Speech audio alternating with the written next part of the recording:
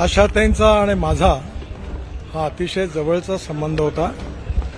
नुकताच 2-3 महिन्यापूर्वीच त्यांची माझी विस्तृत भेट पण झाली होती विमानतळावर। थकल्या होत्या आणि खऱ्या अर्थाने आपल्या या पूर्ण संगीताच्या क्षेत्रामध्ये लता दीदींनी ज्याप्रमाणे आपलं नाव जगात पोहोचवलं तेवढंच आशाताईंनी देखील जगामध्ये त्यांच्या गायनाच्या विशेषतः ज्या गाण्यांमुळे भारतीय संगीताला त्यांनी जगात पोहोचवलं। त्यांनी सर्व प्रकारची गीतं गायली आणि याच्यामध्ये विशेषतः नागपूरकरता विशेष आठवण अशी आहे की स्वर्गीय सुरेश भट जे आपल्या विदर्भातले होते त्यांच्या याच्यातला केव्हा तरी पहाटे ही रात्र उलटून जाते हे जे आहे हे आशा भोसलेंनी आणि हृदयनाथ मंगेशकर यांनी संगीत दिलेलं गाणं हे मराठी संगीतामधलं एक अतिशय उत्तम असं गाणं आहे।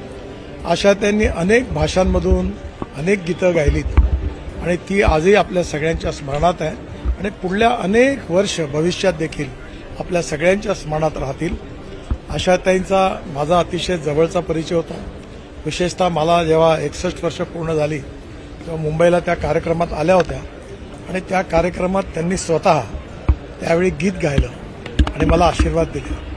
त्यांच्या मृत्यूने आपण संगीत क्षेत्रातल्या अशा गायिकेला मुकलो आहे की जिने आपल्या देशाचं नाव खरं म्हणजे विश्वात प्रसिद्ध केलं आणि म्हणून व्यक्तिगतरित्याही पण त्यांच्याशी त्यांच्या परिवाराशी मंगेशकर कुटुंबियांशी फार जवळचा संबंध होता। त्यांचं हे दुःखद निधन आपल्या सगळ्यांवर आघात करणारं आहे, विशेषतः त्यांच्या परिवारालाही आघात करणारं आहे।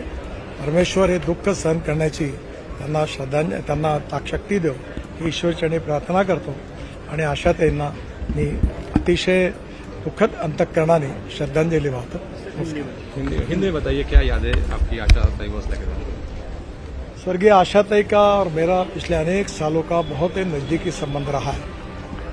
आशाताई ने अपने जीवन में अनेक भाषाओं में अनेक गीत गाए और संगीत के अनेक प्रकार के गीत गाए। सब प्रकार के गीतों में उनकी मास्टरी थी। उन्होंने जो गीत गाए हैं आज भी हम उसको विश्व में इतनी प्रसिद्धि मिली है कि आज पूरे विश्व में उनका नाम पहुंचा है।